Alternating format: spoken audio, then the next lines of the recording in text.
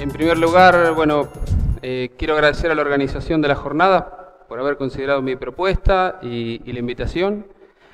Y bueno, como ven ahí, vamos a hablar acerca de algunos conceptos relacionados con lo que hay detrás de un motor de búsqueda a escala web. Es decir, con algunos conceptos y algunos algoritmos que necesitamos para poder hacer búsquedas en un espacio que vamos a tratar de aproximar algún número de cuál es su dimensión.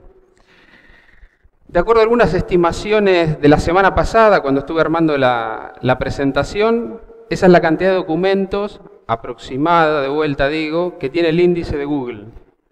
48.000 millones, y nosotros cuando escribimos una consulta en la interfaz de Google o de cualquier motor de búsqueda, queremos respuestas cuyo tiempo de ejecución promedio es de un cuarto de segundo, 250 milisegundos. Pero hay que buscar en 48.000 millones de documentos, o probablemente más, porque la estimación probablemente haya sido conservadora. Si utilizamos Rosario como palabra, como keyword de búsqueda, vamos a encontrar que también la semana pasada había 14 millones de documentos que respondían a esa consulta, que fue satisfecha en 270 milisegundos. Y la idea es poder mostrar cómo obtenemos esta parte de los resultados en ese tiempo. Esto es lo que se llama resultados orgánicos de un motor de búsqueda. En el layout de la página de resultados tenemos un montón de elementos, pero los que nos interesan son lo que llamamos resultados orgánicos, que son aquellos que tienden a satisfacer la necesidad de información del usuario, expresada en texto libre, es decir, uno puede escribir lo que considere que representa de mejor manera su necesidad de información, es lo que llamamos consulta query. Y suponemos con bastante certeza que estos resultados que están en general del lado izquierdo de la pantalla de respuestas están afectados solamente por variables que responden al proceso de búsqueda. Dicho de otra manera, estos no son avisos por los cuales alguien pueda pagar para aparecer primero, segundo y demás. Esos están en otra área de la página. Los motores de búsqueda, sin duda, son una de las herramientas, una de las killer applications, como se le suele decir, de los servicios en Internet. Probablemente mucho del tráfico que reciben los sitios provienen de redirecciones desde los motores de búsqueda, y sabemos que una de las formas más importantes de que nos encuentren es que figuremos en alguna de las páginas de resultados.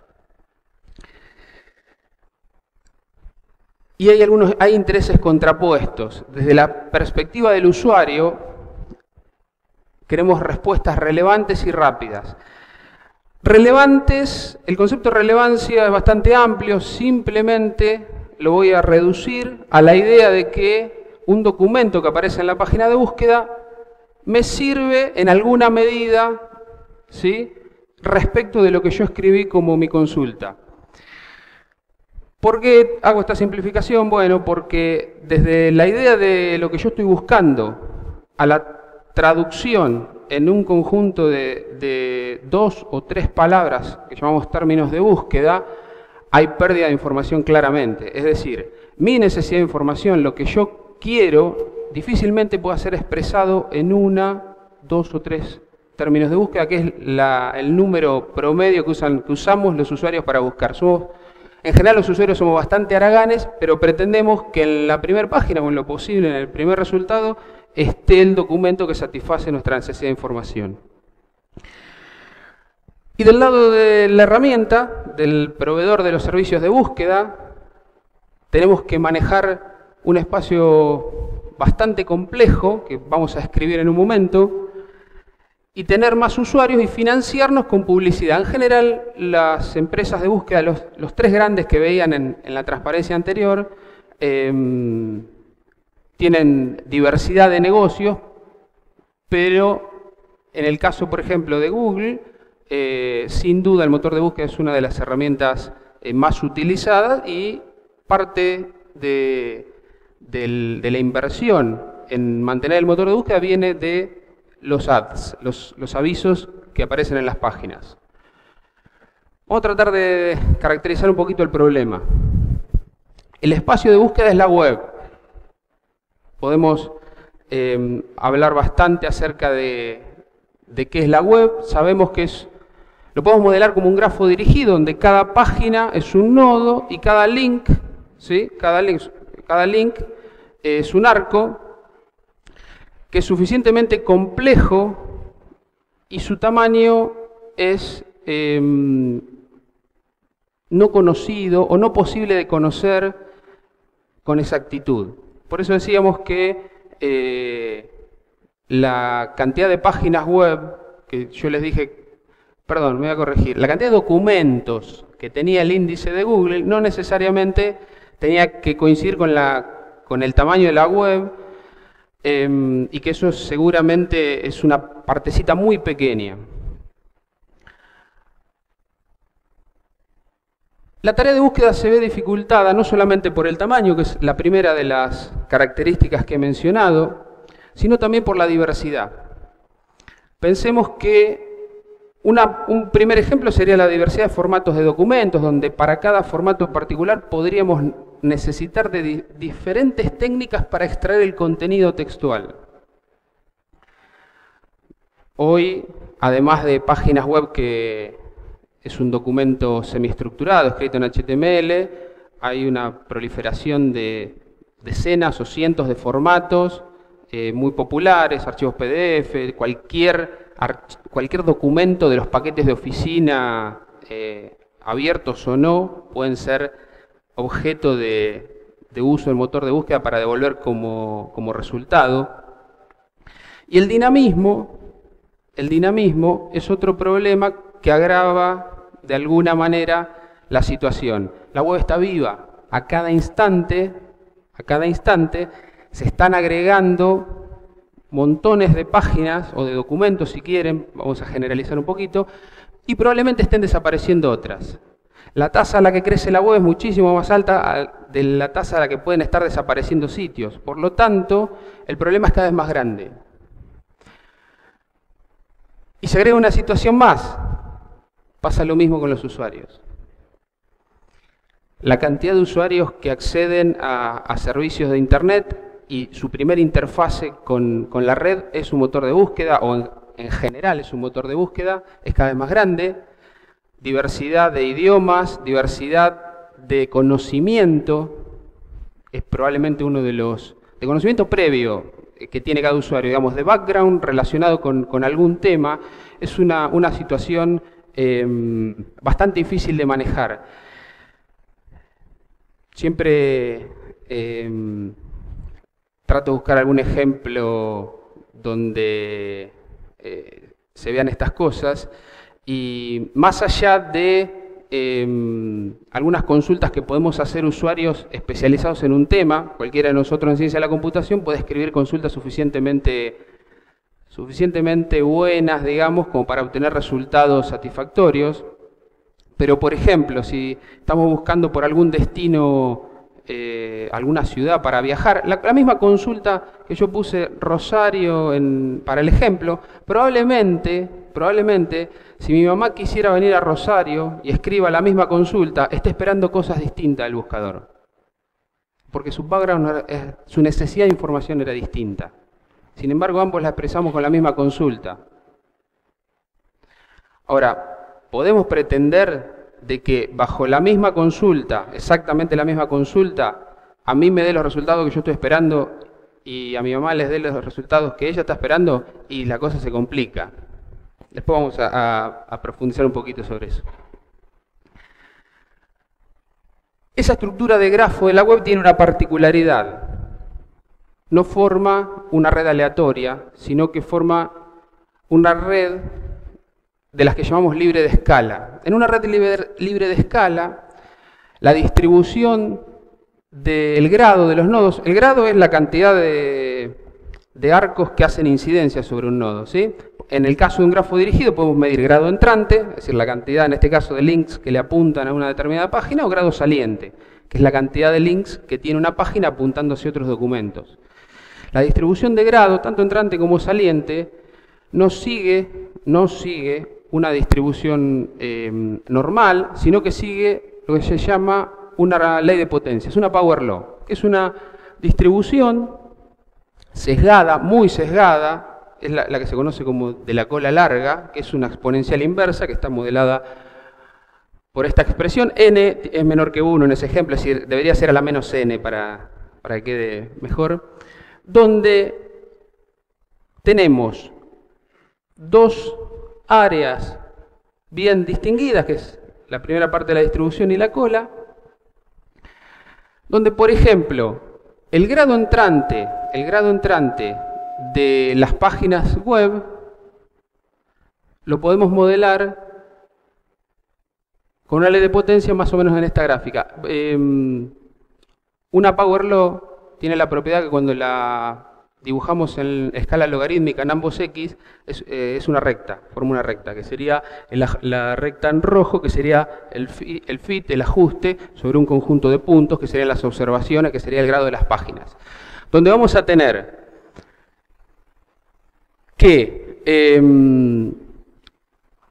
con pocos enlaces entrantes hay muchísimas páginas, ¿sí? Pero con muchos enlaces entrantes hay pocas páginas. Es decir, la distribución, no todas las páginas tienen un número promedio de enlaces entrantes, sino que hay algunas que tienen muchísimos más enlaces entrantes y hay muchísimas que tienen poquitos. Más o menos una power law modela ese fenómeno. Y esto va a ser importante dentro de un ratito cuando veamos para qué sirve. A priori, lo que puedo adelantar es que si una página tiene muchos enlaces entrantes, podríamos decir que de alguna manera tiene mayor reputación dentro de esa red. Y tenemos que aprovechar esa reputación para algo. No lo dije antes y me lo sugirió uno de los chicos. Si quieren hacer preguntas en el medio de la charla, adelante, digamos, no esperemos al final porque por ahí después se nos desengancha el tema. Y respecto del tamaño, traté de buscar, no es sencillo conseguir estadísticas más o menos confiables o de fuentes con reputación acerca del tamaño de la red, de la cantidad de usuarios, de la cantidad de páginas y demás. De Internet Live Stats, esto lo saqué en la semana mientras estaba preparando las transparencias, y crece. Todo el tiempo está creciendo la cantidad de usuarios, la cantidad de sitios web, la cantidad de búsquedas, en este caso, que se hacen en Google. Si hacemos la cuenta es algo así como 6.000 por segundo está dando, en lo cual hay que manejar un motor de búsqueda que pueda contestar 6.000 queries por segundo, ¿sí? En el tiempo acotado que mostramos en la primera transparencia. Y la cantidad de páginas web de vuelta, no hay números exactos. Lo que sí sabemos es que los motores de búsqueda solamente manejan una porción chiquitita de todo lo que es el espacio web.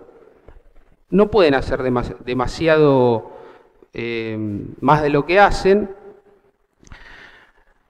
¿Por qué? Porque tenemos algunas situaciones que no son fáciles de tratar, por ejemplo, nodos temporales. A ver, cualquier computadora portátil de nosotros, si tenemos adentro un servidor web instalado y hosteamos un sitio personal para algo, mientras estamos conectados a la red, inclusive con un servidor DNS dinámico y demás, ¿somos parte de la web o no? O sea, la definición ya se complica. Si somos parte de la web, podríamos ser objeto de indexación por parte de una de las máquinas de búsqueda, cualquiera, pero me desconecté y listo. No soy más parte de la web, o por lo menos podré ser encontrado en una búsqueda, pero no podré devolver la página si me la piden. Hay un montón de sitios y cada vez más es una tendencia creciente a generar páginas dinámicas. Es decir, nosotros originalmente la web estaba basada en archivos de texto y por cada página había un archivo con extensión HTML o HTML, y hoy ya no, gestores de contenidos, sitios que generan lo que llamamos páginas on the fly, en el aire, que responden a un requerimiento específico de un usuario, ¿sí? Cualquier gestor de contenidos como WordPress o Drupal generan páginas dinámicas que no todas pueden ser indexadas de acuerdo a cómo está la conformación de la URL y sus parámetros. Hay una tasa de duplicados. En algún estudio hace unos años decía que aproximadamente el 30% de la web está duplicada, lo cual podría ser un problema, tener 2 veces algo a escala de 30%. Y hay una gran porción, toda esa porción a la que los motores de búsqueda no pueden llegar por diversos motivos, lo que se llama la web profunda, que es lo que está detrás de firewalls, lo que está detrás de redes de anonimato o de proxies, y no se puede, o detrás de passwords de sitios con claves, ¿sí? Que no pueden ser vistas o no son visibles para las máquinas de búsqueda, por lo tanto no van a poder ser parte de una página de respuesta.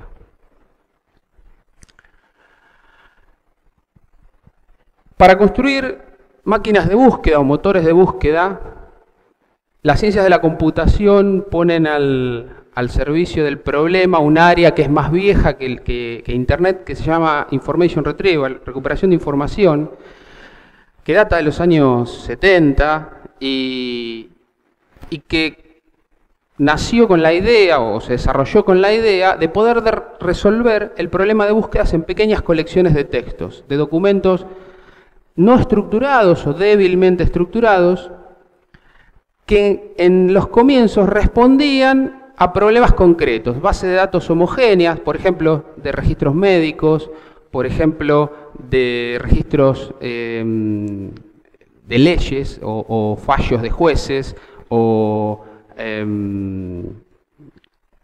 alguna base de datos, hay algunas bases de datos conocidas, hay una sobre documentos de la industria aeroespacial, pero eran homogéneas temáticamente y los usuarios que habitualmente la usaban eran bastante expertos en lo que estaban buscando. Una de las más famosas es Medline, probablemente ahora está en el sitio web de Medline, que es muchísimo más grande que en sus comienzos, pero la idea arrancó en generar métodos automáticos para poder recuperar documentos que sean relevantes a una necesidad de información expresada como una consulta.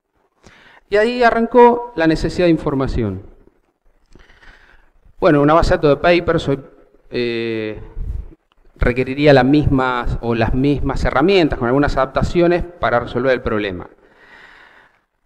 Sin embargo, vamos a tratar de mostrar que para los motores de búsqueda web tuvimos que modificar, o se van modificando, algunas de las situaciones y requerimos nuevos algoritmos, nuevas técnicas, que muchas veces están basadas en la recuperación de información original, por decirlo de alguna manera, que básicamente utiliza técnicas estadísticas, ¿sí?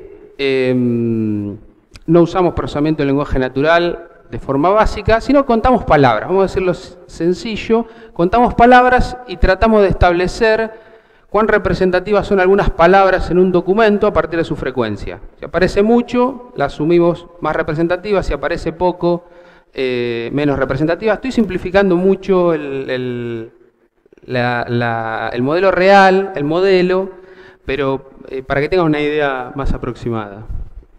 Vamos a contar palabras. Y la arquitectura de motor de búsqueda arranca, tenemos una colección de documentos que llamamos corpus, corremos algún proceso que de ese corpus extraiga palabras, ¿sí? Que le llamamos tokens o términos de indexación. Puede haber algunas transformaciones en el medio, no voy a entrar en detalle de esto por cuestiones de tiempo. Y después tenemos que crear estructuras de datos que sean eficientes para recuperar. Es decir, tener una colección con un montón de documentos y por cada consulta ir a mirar cada documento de ninguna manera se imaginarán es eficiente. Por lo tanto tenemos que construir índices, como en las bases de datos, ¿sí? Tenemos que construir índices que son estructuras de datos ad hoc para hacer más eficiente un proceso de búsqueda. Eso es la indexación. Luego, dada una consulta que ingresa un usuario, tendremos que tener alguna manera de comparar esa consulta con cada uno de los documentos que están en el índice y decidir, ¿sí?, si puede satisfacer o no la necesidad de información del usuario. Y en tal caso, tendremos un score y luego los de mayor score serán candidatos y los otros se quedarán más atrás y haremos un ranking. Primero, los que son más probables, no quería decir probables en realidad porque no necesariamente es una probabilidad, pero los que pueden satisfacer de mejor manera la necesidad de información y luego en orden decreciente el resto. Esto es un sistema de recuperación estándar. Vamos a ver qué se modifican los motores de búsqueda web. Pero previamente vamos a alguna aproximación a tres de los procesos de core, digamos, del núcleo de un motor de búsqueda. El primero es cómo almacenamos los documentos. De forma simple, la estructura de datos más simple es un índice invertido. Insisto, como las bases de datos, como los índices por clave secundaria para base de datos, ¿sí?, donde tenemos los valores de clave secundaria y todos los registros donde aparece ese valor, acá es más o menos lo mismo. Tenemos una colección, N documentos, cada documento está descrito por un conjunto de palabras y después para cada palabra tendremos, este es el vocabulario de la colección, y luego tendremos lo que llamamos posting list o lista de posteo, donde para cada palabra tenemos la lista de documentos donde aparece y con qué frecuencia. Esa es la estructura básica. ¿Está bien? Con eso vamos a recuperar eficientemente en un sistema de recuperación de información tradicional. Funciona esta estructura de datos y alguna variante de ella un poco más óptima. Después necesitamos, en el algoritmo de búsqueda, ver cómo comparamos una consulta con un documento, para saber si este documento satisface o no satisface de acuerdo a un modelo. Y ahí tenemos mucha teoría, hay un montón de años de estudios sobre modelos de recuperación de información, donde básicamente un modelo de recuperación de información tiene un conjunto de documentos, voy a ser un poquito más específico, la representación lógica de ese conjunto de documentos. Ya no tenemos los documentos tal cual, sino que lo que tenemos es alguna representación lógica de ellos. Por ejemplo, si por cada documento yo guardo cuáles son las palabras que tiene y su frecuencia asociada, esa es una representación lógica de documentos. Se llama bolsa de palabras. Un conjunto de consultas, un framework, un marco teórico que me va a dar un conjunto de herramientas para poder calcular alguna medida que me permita comparar queries y documentos. Y alguna función que me permita calcular un score. Y en este ejemplo, uno de los más conocidos es el modelo de espacio vectorial, donde el framework ese es álgebra de vectores, y donde cada documento es representado en un espacio n-dimensional, donde n es el tamaño del vocabulario, es decir, por cada palabra yo tengo asociado cuál es el peso que está dado por algún esquema de ponderación. De forma simple, puedo pensar en la frecuencia, es decir, bueno, para la palabra casa, el vector pesa tanto, y yo puedo describir un documento en términos de vectores, y lo mismo con el query. Entonces, si puedo mapear en un espacio n-dimensional todos los vectores de los documentos, y después mapeo el vector de la consulta, puedo calcular alguna métrica, por ejemplo, calcular el coseno del ángulo que forman cada vector y cada par de vectores, el de query y cada uno de los documentos, y luego utilizar eso como medida de similitud.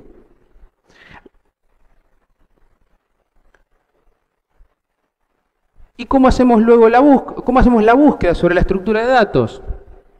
Si las consultas son, no lo dije, otro de los modelos clásicos muy conocidos es el modelo booleano, probablemente todos lo conozcan. Escribo una fórmula lógica que tiene que ser satisfecha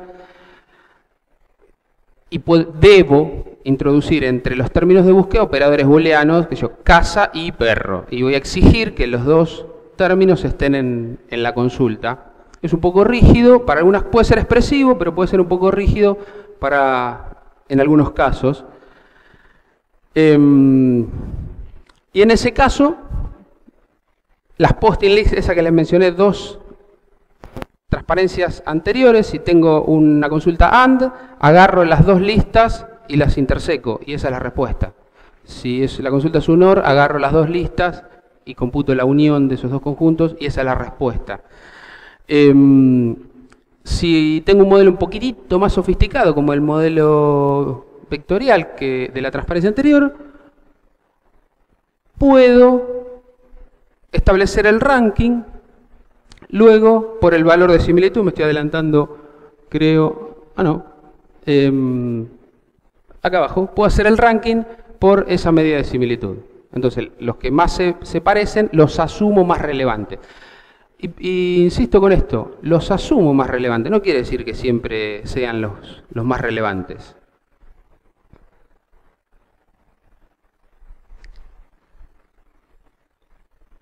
Esa es la idea básica de un sistema de recuperación, muy básica, de un sistema de recuperación tradicional, y los 3 procesos que necesitamos hacer, o los más importantes si se quiere. Pero tenemos algunos problemas en la web, y los trataremos de caracterizar brevemente a cada uno. El primer problema es que la colección no la tenemos. No la tengo la colección, el corpus lo tengo que salir a buscar. La web está distribuida, dijimos antes que la web está distribuida, son el conjunto de documentos que están en cientos de miles de servidores web alrededor del mundo, hay que atravesar la red, hay que navegar la red para obtener primero los documentos. Una vez que obtuve los documentos, pues sí, podré indexarlos y ese tipo de cosas.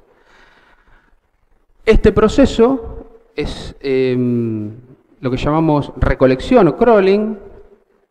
Es una de los problemas más complejos que tenemos si es que queremos mantener nuestra colección web más o menos actualizada. Acuérdense que dijimos antes que el dinamismo es una de las características distintivas. Entonces, el corpus no lo tenemos. Las transformaciones sobre el texto tienen que ser sobre múltiples formatos. Ya lo mencionamos, pero hay formatos de lo que se les ocurra hasta código fuente. ¿Sí? Hay buscadores sobre código fuente. La indexación, por esto del dinamismo, es todo el tiempo. En este momento, cualquiera de los crawlers, de los motores de búsqueda a escala web, de los 3 grandes, nosotros consideramos los 3 grandes a Google, a Yahoo y a Bing, el Microsoft,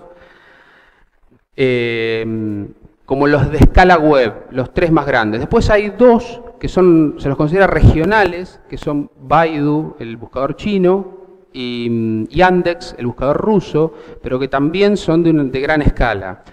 En general la arquitectura es similar y resuelven los mismos problemas, se enfrentan a los mismos problemas. En este momento, cualquiera de los crawlers de los motores de búsqueda que he nombrado está recorriendo la web, trayendo nuevos documentos o trayendo nuevas versiones de documentos que trajo antes y tiene que actualizar el índice. Por eso digo que es un proceso dinámico. Ese índice que teníamos estático en Information Retrieval clásico no es más estático. Está cambiando o puede estar cambiando todo el tiempo. Y hay otro problema, ahora no cabe en una sola máquina ese índice. Es suficientemente grande como para requerir cómputo de altas prestaciones, partir ese índice en muchas máquinas. Un motor de búsqueda de escala web corre en un clúster de decenas de miles de computadoras, y se requiere algún tipo de coordinación entre ellas, o algún nivel alto de coordinación entre ellas para poder resolver las consultas y luego integrar resultados. Es decir, que cada parte de la arquitectura resuelva un pedacito del problema y luego unir lo que hizo cada una de esas partes. De esto voy a avanzar más adelante, pero esto es importante. El índice no cabe en una sola máquina. Ni siquiera en una supercomputadora. ¿Sí? Una CRAI no me alcanza. Para hacer el ranking ahora, no solamente vamos a usar la similitud entre el documento y las consultas, sino que para hacer el ranking ahora vamos a utilizar otras señales, llamémosle así. sobre algunas suposiciones que nos van a permitir mejorar la calidad de las respuestas. Y una de las más importantes es el análisis de la estructura de la web. El ranking en los motores de búsqueda web considera la estructura. Eso de que hay páginas con muchos enlaces entrantes que son de más reputación, bueno, van a tener mayor peso a la hora de aparecer en una página de respuesta. No son las únicas variables que se ponderan, pero la estructura, y la estructura es el grafo de la web que mencionamos antes, se tiene en cuenta al momento de establecer cuáles son los 10 que le vamos a mostrar al usuario cuando escribió casa. Y de vuelta, usuarios de diferentes contextos. Por cuestiones de tiempo también no voy a hacer un repaso histórico de cómo evolucionaron los motores de búsqueda desde los primeros. El primero bueno, no sé si hay alguien que se acuerde, se llamaba Altavista. El primero bueno.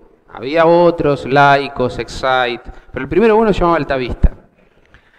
Altavista fue en el 98, hizo un primer gran crawling de 200 millones de páginas web, lo que parecía, para la época era un montón. Y gente de research de Altavista hizo aportes muy valiosos. Por ejemplo, lo del análisis de la estructura de grafo de la web, que yo no lo mencioné, pero fue gente, Andy Brother, que trabajaba para Altavista en ese momento. Y bueno, la cosa ha cambiado y la idea ahora es que el motor de búsqueda trate de satisfacer la necesidad de información detrás de la consulta. No la consulta, sino tratar de darse cuenta, entre comillas, por favor, de qué está preguntando el usuario en base a un montón de señales, no solamente cuánto se parece un documento a ese query. Hagan una prueba en cualquiera de los 3 grandes, hagan una consulta si están deslogueados de su cuenta de mail y logueados en su cuenta de mail y los resultados son distintos. Voy a ser rápido con esto. El primer problema era conseguir la colección. Esto es lo que llamamos crawling. Y es un problema de navegar un grafo, o el problema básico es de navegar un grafo. Hoy es un problema de scheduling. Es un problema de scheduling porque como el grafo es tan grande, a mí me conviene tratar de traerme de vuelta las páginas de mayor calidad lo antes posible, las páginas que más cambian lo antes posible, y tratar de ampliar, eso es lo que llamamos frescura, con qué frecuencia. Es decir, ¿cada cuánto voy a revisitar la página de la homepage de cualquiera de ustedes? ¿Debería ser el mismo tiempo de revisita de la homepage de cualquiera de nosotros que el de un diario? Y no. ¿Sí? El diario se actualiza cada cuánto. 5 minutos. Así que, si bien es un problema recorrido de un grafo, es un problema también de scheduling. Tengo que decidir cuáles páginas me conviene traer primero, para mantener mi índice lo más actualizado posible. Y vamos a ver ahora cómo organizamos arquitecturalmente el motor de búsqueda para soportar la gran escala. En alto nivel la arquitectura está compuesta de un motor de búsqueda por un nodo que llamamos broker, que es el que recibe las consultas. Hace una evaluación, cada una de las pelotitas estas sería un query. Hace una evaluación de esa consulta y la distribuye en el backend, es decir, en el clúster. Esto es un clúster, esta parte de acá abajo, es un clúster de computadoras que hace un procesamiento paralelo. Es un clúster en general de lo que llamamos máquinas commodities, máquinas baratas, ¿sí? No son supercomputadoras ni super servers, son máquinas baratas que fallan todo el tiempo, que son fáciles de reemplazar y que fáciles de conseguir también, y que puedo organizar de acuerdo a diferentes necesidades. Ahora vamos a avanzar un poquitito. Estos nodos de búsqueda, el backend, ¿sí?, es el encargado de responder la consulta en una fracción de tiempo, menos de lo que les dije al principio. ¿Por qué? Porque una vez que tiene la respuesta, se la tiene que devolver al broker, y el broker tiene que armar la página de respuesta, lo que le va a mostrar a ustedes. Y esa página de respuesta tiene, bueno, un ranking obviamente, pero además del título de la página tiene una URL y tiene una pequeña descripción, que es lo que llamamos snippet, ¿sí? Donde están los términos de búsqueda en negrita en general, tratando de dar el contexto de ese término en el documento. Para lo que hay extras, servidores extra, yo puse uno solo ahí, pero seguramente son varios, que sirven a snippets, que es un problema muchísimo más fácil de resolver porque se hace sobre poquitos resultados. Si yo pedí la primera página de la búsqueda, son 10. Ahí el problema computacional es pequeño, computacional. Bien, sobre esta arquitectura básica, vamos a ver que podemos hacer algunas cosas en el broker para mejorar la eficiencia. No lo dije, probablemente se lo imaginen. Cualquiera de los grandes buscadores no tiene un único data center donde rutear búsquedas. Tienen varios. De hecho, si ustedes hacen una búsqueda, escriben google.com, son redireccionados por DNS a google.com.ar. No sé si se percataron de eso.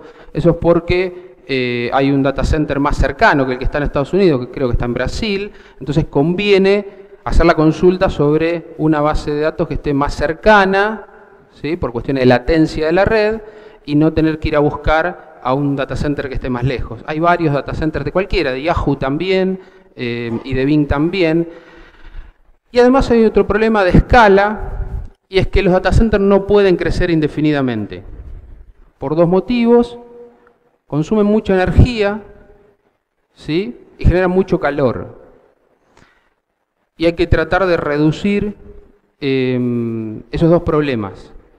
Además de que de la emisión de gases y demás, el consumo energético y la disipación de calor son un problema. Es decir, no es sencillo para ninguno de los grandes data centers agarrar y construir uno al lado. Es todo un problema. Vieron que está la tendencia a lo que conocemos como green computing, de tratar de tener menores consumos energéticos, achicar todo, pero mantener la eficiencia. Entonces, si por un lado queremos ser más verdes, más green, pero por necesidad, no por otra cosa, y por otro lado tenemos más usuarios, más páginas web y mayor cantidad de consultas por segundo, ¿cómo hacemos?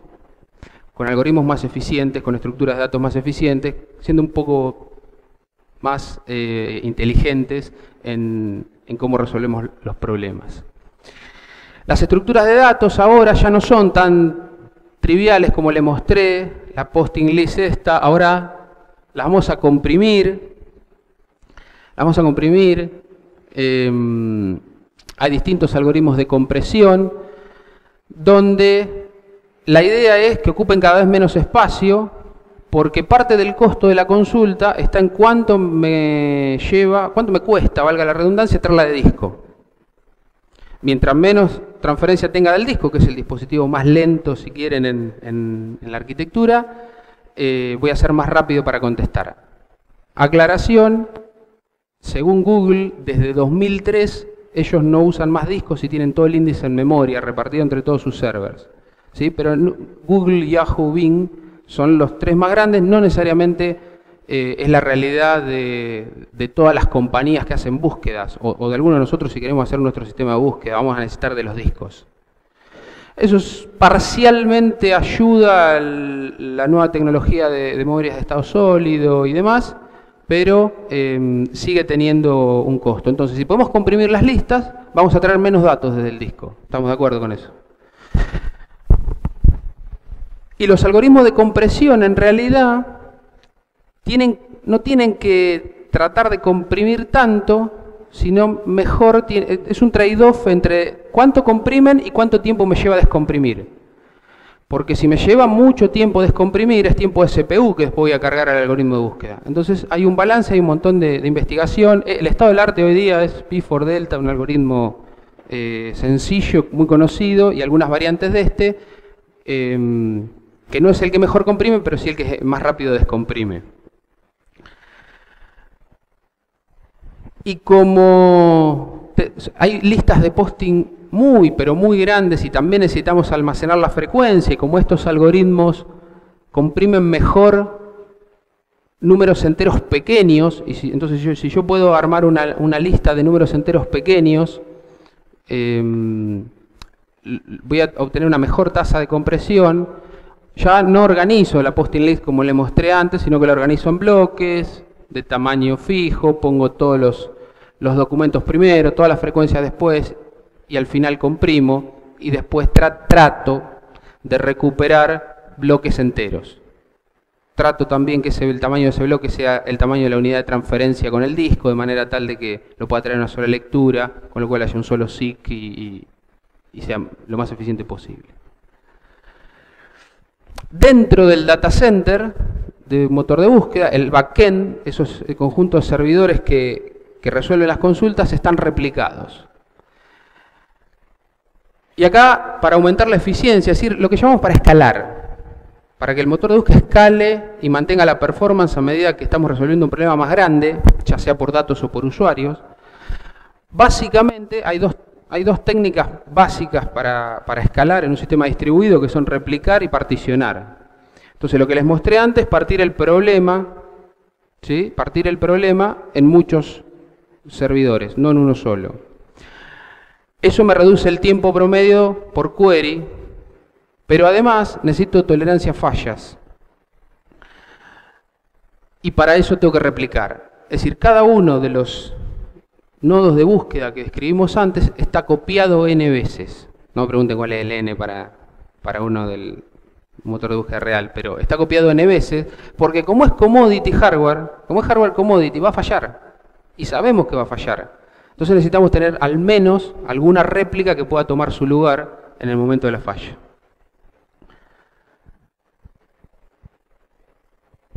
Como el índice no cabe en una sola máquina, ya lo dijimos, tenemos que partirlo. Y hay dos enfoques clásicos para partir el índice. Lo que llamamos partición por términos o partición por documentos. Y luego hay otros enfoques híbridos. Es parte de algún trabajo en el cual yo participé hace un tiempo, que vamos a tratar de describir. La partición por términos es más o menos así. Yo tengo, para cada término, casa, la lista de documentos donde aparece. Bien, esa se la doy al procesador 1, al nodo 1. La lista de perro, completita, también al 1. La lista de gato al 2, la lista de mate al 3 y así sucesivamente. Es decir, cada nodo de la partición maneja listas completas, pero de un subconjunto de los términos. Eso funciona bien cuando, por ejemplo, mandamos a un nodo y justo ese nodo tiene los dos términos de la búsqueda, por ejemplo. Si yo buscaría sopa y termo y se lo mando al procesador 2, la consulta, no tiene sentido que se la mande a los otros, ¿están de acuerdo? Si se la mando al procesador 2, bárbaro, porque ese procesador justo tiene los dos términos de la consulta. Si yo quisiera buscar por auto y yerba, tengo que mandar la consulta o pedirle listas de posteo a procesador 2 y a procesador 3. La partición por términos genera desbalanceo de carga, es decir, hay nodos que van a estar más cargados y nodos que van a estar menos descargados de acuerdo a cómo están distribuidos los términos. Hay técnicas, por supuesto, para minimizar esto. La partición por documentos, por otro lado, plantea de que todos los nodos del backend, todos, tienen todos los términos, el vocabulario completo. Pero lo que parto es los documentos que cada uno tiene. Es decir, las listas de posting son partidas de acuerdo a la cantidad de nodos que yo tenga. Por ejemplo, el documento 1 y el documento 2 están en el procesador 1, el documento 3 y el documento 4 en el procesador 2, el documento 5 y así sucesivamente. De manera tal de que cuando yo recibo una consulta se la tengo que mandar a todos y cada uno me contestará con su parte de la respuesta y el nuevo broker tendrá que integrarla. Voy a pasar rápido a los enfoques híbridos, pero que son más temas de investigación que de producción. En lo que yo tengo entendido, y lo digo así porque muchas de las técnicas específicas que usan los motores de búsqueda a escala web son secretos de empresa. Sabemos algunas cosas por lo que publican en congresos y en revistas, pero los detalles específicos no los conocemos. Por lo que se ha divulgado, el particionado que funciona y es más fácil de escalar es el particionado por documentos. Motores de búsqueda a gran escala en general utilizan partición por documentos, la anterior. Pero hay otras ideas, en algún caso un poco más complejas. La idea es que yo pueda particionar por documentos en columnas y luego por términos dentro de cada una de esas columnas. Esto no son réplicas, sino que está a su vez particionado por términos. Esto lo estudió en 2009 gente del Departamento de Computación de la UBA con la que yo trabajo y gente de Yahoo con la cual se tienen relaciones académicas, y encontraron que para cada número de procesadores hay una configuración que minimiza el costo total. Es decir, si yo tengo P procesadores, puedo encontrar una partición óptima de términos y documentos que minimiza el tiempo total de procesamiento en un conjunto de queries. Básicamente se trata de balancear esto, el overhead de comunicación y cuánto tiempo llevo de cómputo. Pero se complica un poco el algoritmo de búsqueda. Pero es una buena punta para seguir investigando. Por ejemplo, alguien me podría decir, ¿y por qué tiene que ser una matriz? ¿Por qué tiene que ser todas las columnas tener la misma cantidad de filas? Si al partir por término yo dije que se desbalanceaba, entonces podríamos compensar con... Bueno, es un problema abierto. Un par de años después, sí trabajé en este tema, hicimos básicamente la ampliación para las réplicas, porque el modelo anterior no nos servía sobre commodity hardware, porque no había réplicas. Llegamos básicamente a la misma idea, por simulación y una colección web real, de que para cada configuración, acá tenemos cantidad de procesadores y cantidad de réplicas, íbamos a encontrar un punto que minimizaba, en este caso, el tiempo total de procesamiento. 20. ¿Cómo buscamos ahora? Tenemos dos enfoques principales para buscar. Uno es agarrar término por término. Este query es casa, perro, auto. Uno es agarrar término por término y voy calculando, recupero la lista de casa, por ejemplo, recupero la lista de perro y voy sumando o haciendo la cuenta que haya que hacer. Acumulo scores parciales, hago lo mismo con la lista de auto y luego tengo el score final. Eso se llama de un término a la vez, ¿sí? Es un enfoque, digamos, fácil. Pero la que mejor funciona es de un documento a la vez, o mejor dicho, funciona mejor que la anterior. Y me conviene tener todas las listas e ir avanzando de manera en paralelo en todas las listas, acumulando solamente los scores de los que quiero recuperar. Es decir, si voy a devolver 10, solamente tengo que tener 10 acumuladores en memoria, lo cual lo hace un poco más eficiente. La idea es que no hay una única forma de buscar, es lo que probablemente más me interese que les quede, y que todos los algoritmos de búsqueda tienen alguna variante o que se adapta mejor para un caso particular o que deja puntas abiertas para poder seguir explorando. Y así como teníamos listas de posting optimizadas, también en las estrategias de búsqueda vamos a tener técnicas más sofisticadas. El estado del arte hoy es WAND, un algoritmo que se llama Weighted and ponderado, también propuesto por el mismo brother que les mencioné antes, y que en algunos casos llega a una performance hasta de un 40% mejor que los anteriores. Y más o menos la idea de todos los algoritmos optimizados es recorrer la menor cantidad de entradas en la lista, o sea, leer menos datos. Leer menos datos del disco y si las listas son largas, recorrer la menor cantidad de datos. Esto lo han visto seguramente en estructura de datos. Podemos tener punteros, skip pointers, para hacer saltos dentro de la lista sin tener que leerla toda, sin tener que recorrerla secuencialmente. Si además está en disco, leo solamente el bloque que me interesa y puedo optimizar muchísimo el tiempo de resolución de una consulta si mis algoritmos tienen en cuenta alguna estructura anexa, por ejemplo los skipping. Esta idea de terminación temprana tiene que ver con no procesar aquellos documentos de los cuales ya voy a saber que no van a participar del score final.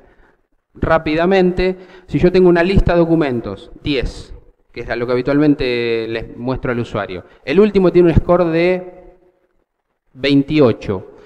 Y este documento, de acá en adelante, estos documentos nunca van a llegar a 28 por el score que tienen. ¿Para qué los voy a revisar? Si ya sé que no van a participar de la lista de resultado final. Eso es más o menos la idea de la terminación temprana y también se la conoce como poda dinámica de listas, siempre bajo la misma idea de procesar la menor cantidad de datos. Voy a ir un poquito rápido acá. El ranking no me alcanza con la similitud o la relevancia entre documentos y queries, tengo que agregar otras cosas, otras señales. En los motores de búsqueda se usan, bueno, obvio la relevancia, el concepto de autoridad. El concepto de autoridad es el de reputación. Una página tiene más autoridad si tiene mayor reputación dentro de la red. Mayor reputación se puede medir de formas distintas. Una de las formas de medir reputación es contar la cantidad de enlaces entrantes que tiene. Y de ahí la idea del grafo de la red libre de escala y la distribución de grado entrante que les mostré hace un rato, que sigue una ley de potencias. Y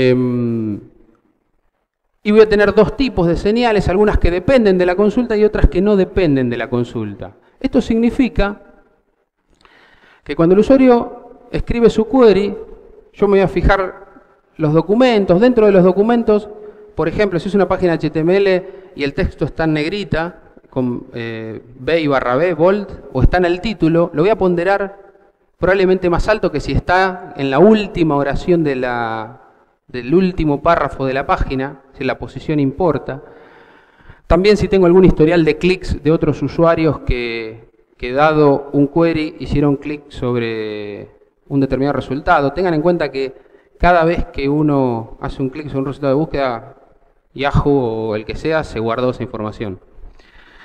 Y los independientes del query son aquellos que le asignan una score a cada página independientemente de lo que escriban los usuarios. Y el caso más conocido, y probablemente lo hayan sido nombrar, es el algoritmo que hizo famoso a Google, que es PageRank,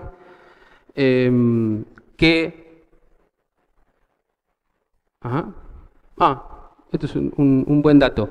De acuerdo a uno de los ingenieros de Google, la ecuación de ellos con la que calculan la similitud entre un query y un documento tiene más de 200 variables. No me pregunten cuáles son las 200. Obvio que no todas pesan lo mismo, ¿sí? No todas están ponderadas de la misma manera, pero son un montón de variables las que se utilizan. La idea rápida de PageRank es que yo puedo asignar un voto a cada link entrante en una página y luego en una expresión que es bastante sencilla resolver la ponderación independiente del query de esa página, donde voy a tener algunas que tienen PageRank alto y otras que tienen PageRank más bajo, y ese va a ser mi valor de reputación. Esta es la fórmula original del algoritmo de Google del año 98, que ha variado con el tiempo, pero básicamente la idea sigue siendo la misma. Y más allá de PageRank para mejorar la ponderación, se tiene en cuenta la ubicación geográfica. No sé si se acuerdan, hace unos años había una propaganda que decía que era un buscador nacional. Era un buscador que se vendía como nacional, argentino, que se vendía como nacional porque en realidad estaba hosteado sobre infraestructura de otro, pero no importa. Que decía, ¿qué aparece primero si ustedes escriben Palermo en la búsqueda? No sé si alguno se acuerda. La idea es que si estoy en Argentina, quizá a mí me interese, bueno, hace unos años jugador de Boca, a mí no. Digamos, no hubiese sido yo el caso, el que le interesase eso. O la cerveza. Pero si uno estaba en Italia, probablemente le interese algo que la ciudad de Palermo aparezca primero. ¿Se entiende? Y eso es un cambio de ranking simplemente por ubicación geográfica. O mi historial de búsqueda. Yo siempre pongo de ejemplo, por un tema de desambiguación, que es otro problema, que está más relacionado con, o mejor dicho, está relacionado con el procesamiento del lenguaje natural.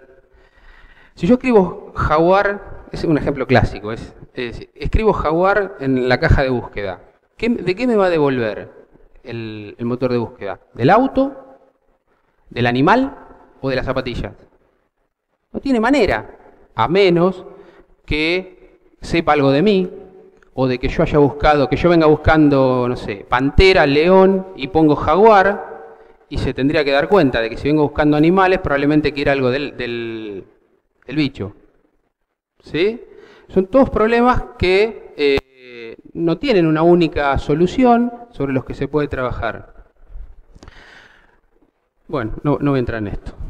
Y lo último de lo que voy a hablar, y que es uno de los temas en los que estuvimos trabajando fuerte en los últimos años, y que es una de las técnicas que soportan la escalabilidad de un motor de búsqueda web, que permiten buscar en miles de millones de páginas, es el uso de cachés. Los cachés en motores de búsqueda sabemos que tratan de explotar la localidad en los datos y tratar de responder consultas desde memorias que sean más rápidas o que estén más cerca al usuario final y no tener que ir a procesarlo en el backend. En computación tenemos caché por todos lados, desde la caché del procesador, que es de muy bajo nivel, hasta cachés en proxies, y en el usuario final, en el mismo navegador, hay un caché. En toda si quieren, la jerarquía, hay un montón de cachés en el motor de búsqueda también. Los dos principales, esto es un recap de la arquitectura, los dos principales, voy a ir medio rápido acá, es tener un caché de resultados.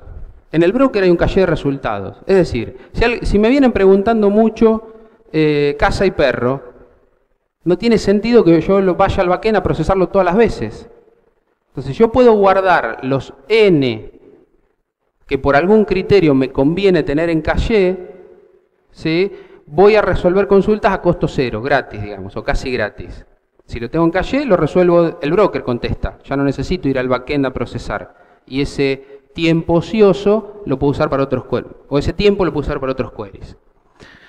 Lo ideal sería que un caché infinito solamente deje pasar al backend queries que no vio antes.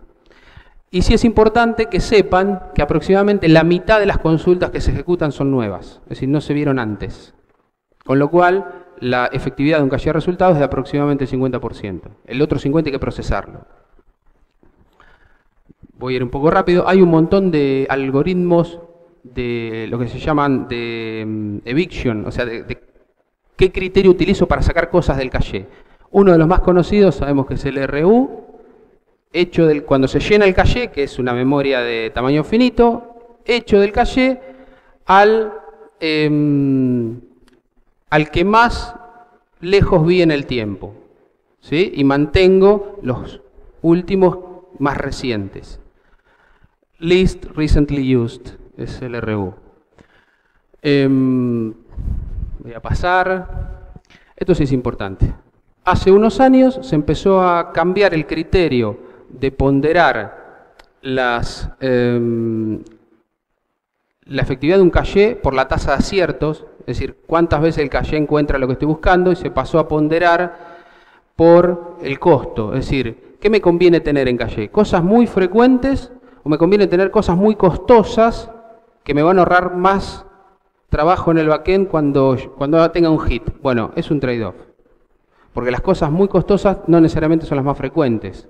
Entonces me puedo estar perdiendo de responder con cosas que me preguntan todo el tiempo porque me guardé solamente las más costosas. Y hay un montón de estrategias, un tema abierto que no está resuelto. Y el problema que hay ahora es que el índice cambia más rápido que la vida que tienen las entradas dentro del caché de resultados. Entonces yo tengo que invalidar, tengo que decidir de alguna manera que una entrada en caché ya no es más válida y la tengo que calcular de vuelta. Y el otro caché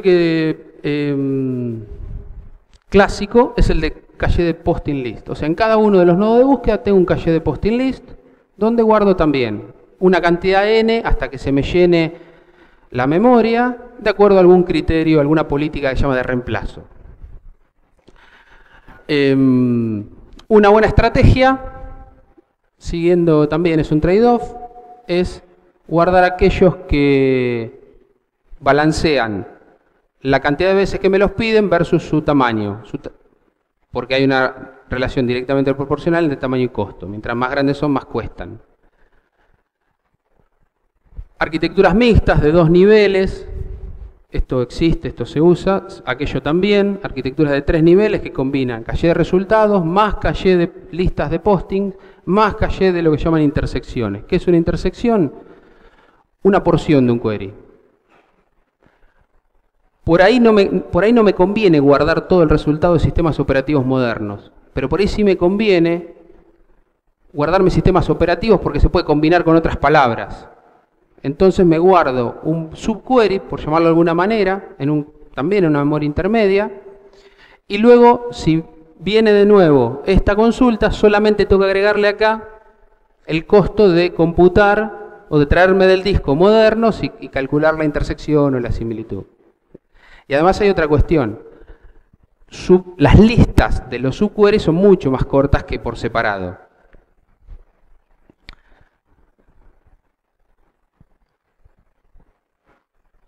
Bien, nosotros estuvimos trabajando en cachés de intersecciones que tienen en cuenta el costo. O sea, lo parecido a lo que se había hecho con los resultados, lo extendimos a las intersecciones y eso nos dio algo por ahí interesante, que no voy a entrar en detalle de todo por cuestión de tiempo. Fíjense esta estrategia. Yo puedo resolver un query con diversas estrategias, pero si ven acá, en esta estrategia, tengo repetido uno de los términos. En este caso tengo repetido perro que está acá y sopa de vuelta que está acá. Todas estas son intersecciones, o lo que llamamos intersecciones o subqueries, y encontramos que, aunque tenga términos repetidos que estoy cacheando, me conviene tenerlos porque cuando tuve un hit ahí me ahorraron mucho más costo.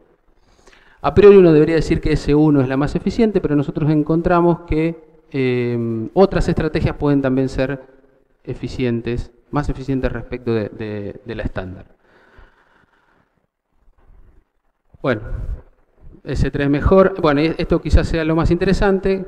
Las sensitivas al costo son mejores que las técnicas que no tienen en cuenta el costo.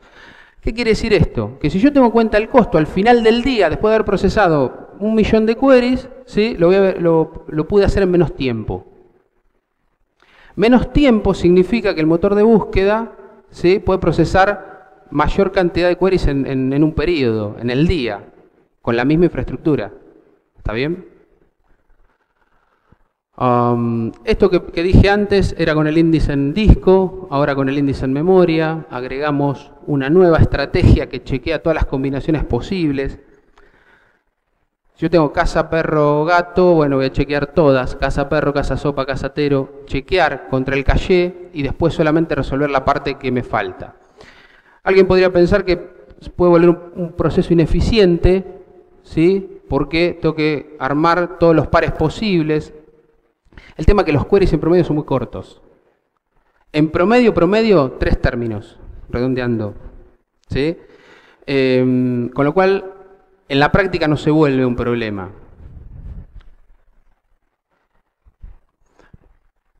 Y evaluamos distintas políticas, estáticas, dinámicas, híbridas. Esto es tema de políticas de reemplazo en caché. Si conocen algo de caché saben de qué estoy hablando. Si a alguno le interesa profundizar en el tema, después podemos ver. De vuelta, S4 esta terminó siendo una mejor estrategia. Bueno, no voy a hablar de esto. Este es nuestro último trabajo donde mezclamos un caché de listas más un caché de intersecciones sobre la misma estructura de datos, en una estructura de datos mixta. Estamos evolucionando sobre este trabajo en este momento.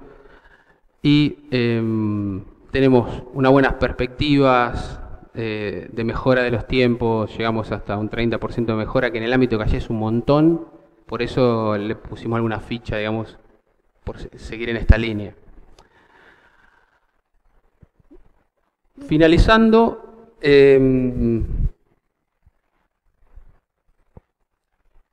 los motores de búsqueda, los desafíos en los que tenemos en los motores de búsqueda de escala web, que permitan contestar 6.000 queries por segundo, como les ejemplifiqué hoy, tiene muchos problemas abiertos y hay nuevos problemas todo el tiempo. El problema que mencioné de la invalidación del caché apareció porque los cachés son muy grandes y las páginas se refrescan muy rápido y el crawler también va muy rápido y el índice cambia más rápido que la vida útil en el caché. Y apareció un problema nuevo. Y que involucra muchas áreas de la ciencia de la computación. No lo dije hoy, pero por ahí alguno haya visto PageRank. PageRank es un ejemplo de álgebra de matrices. Yo puedo calcular el vector final. Es un problema de autovectores. Pero el problema es que tengo 50.000 millones de filas por 50.000 millones de columnas. Con lo cual, métodos estándar que puedo hacer en una matriz de 100% se vuelven imposibles, intratables. Entonces hay otros métodos. Hay métodos iterativos que me permiten resolver el problema y que convergen. Hay literatura dispar, pero en 100 iteraciones convergen rápido. Y además hay desafíos del área de sistemas distribuidos. Hoy los motores de búsqueda hay una tendencia a empezar a pensarlos distribuidos, no solo en el data center, sino en la red global, ruteando las consultas al data center que es más probable que pueda responder esa consulta,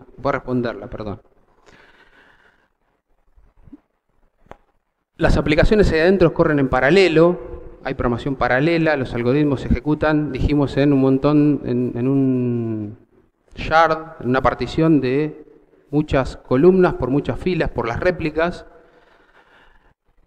Y tenemos también temas de ingeniería en los data centers. Es decir, hay un montón de problemas abiertos y abarcan muchísimas áreas de la ciencia de la computación. Y obviamente no solamente las búsquedas web son la única implicación, es decir, uno podría pensar a veces que todas las soluciones son para Google, Yahoo o Bing y de ninguna manera.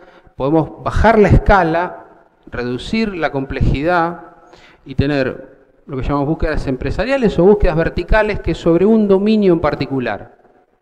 Un ejemplo son los buscadores sobre blogs. Hay buscadores que solamente operan sobre el subdominio de los blogs.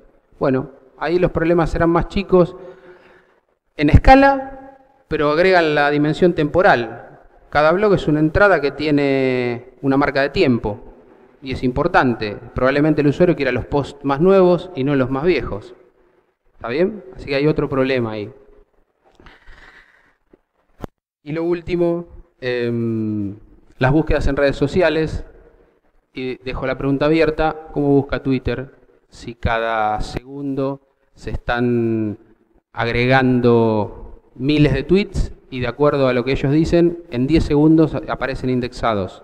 El motor de búsqueda de Twitter se llama Early Bird y ellos dicen que en 10 segundos están indexando todos los tweets. Es otro problema de búsqueda a gran escala. ¿Preguntas?